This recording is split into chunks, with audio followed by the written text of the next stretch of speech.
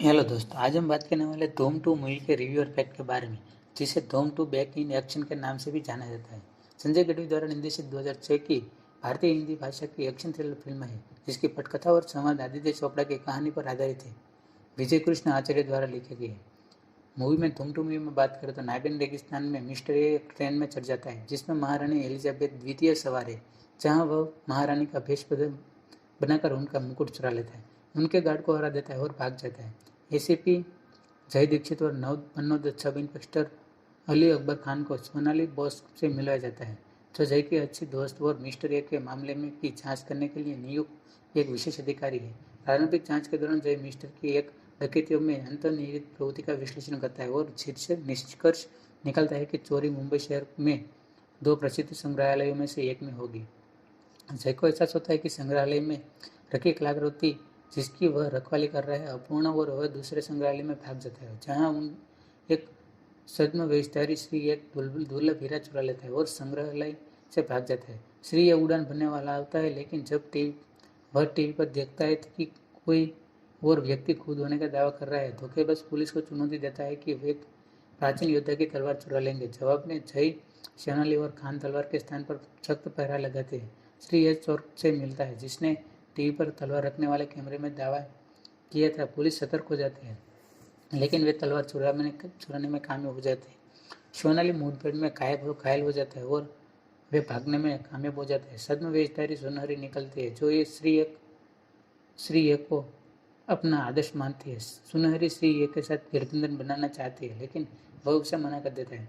श्री एक और सुनहरी के बीच बास्केटबॉल के खेल के बाद श्री आखिरकार साथ काम करने के लिए सहमत हो जाता है।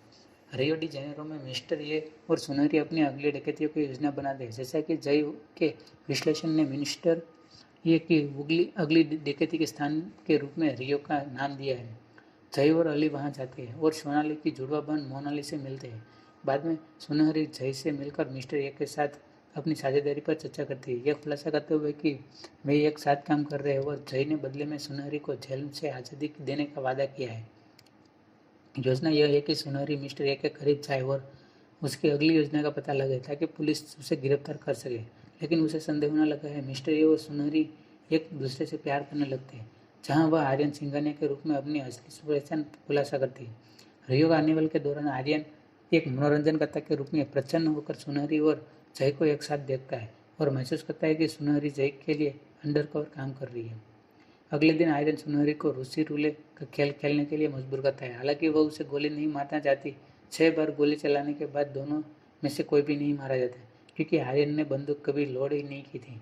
सुनहरी ने स्वीकार कर लिया कि उसने आर्यन को धोखा दिया है और उसके लिए अपने परिवार को कबूल किया है।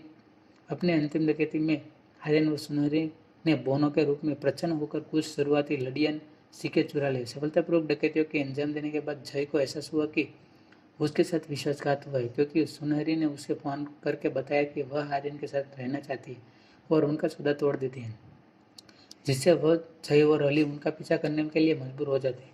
पीछा करने के बाद वे सभी एक झरने में के ऊपर तक पहुंचते हैं, जहां अली सुनहरी को पकड़ लेता है। सुनहरी आर्यन के अली अपनी भावनाओं को व्यक्त करने के बावजूद एक उसे गोली मार देता है।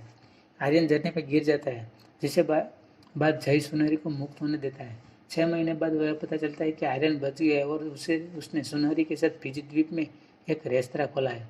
जय रेस्तरा में आर्यन को सुनहरी से मिलता है। वो जो कहता है कि वह उनके अपराधों के बावजूद जोड़े को कैद नहीं करना चाहता।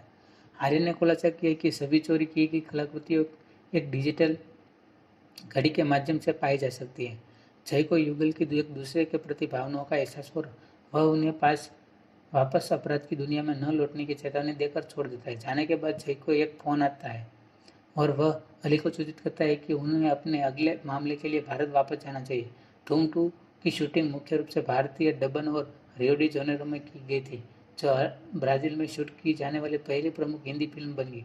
धूम 2 को 24 नवंबर 2006 को आलोचकों से सकारात्मक समीक्षा मिली, जिसमें इसके action ratio, sound track, cinematography और कलाकारों के अभिनय की प्रशंसा की गई, लेकिन इसकी पटकथा और गति की आलोचना की।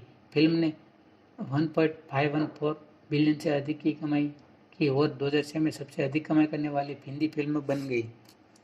यह अपनी रिलीज के में तब तक उसकी सबसे अधिक कमाई करने वाली हिंदी फिल्म बन गई। इससे पहले अपनी ओम शांति ओम ने पीछा छोड़ दिया और कभी अलविदा ना कहने के बाद विदेशी बाजार में दूसरी सबसे अधिक कमाई करने वाली हिंदी फिल्म बन गई, जिससे बच्चन भी सलाहकार थे।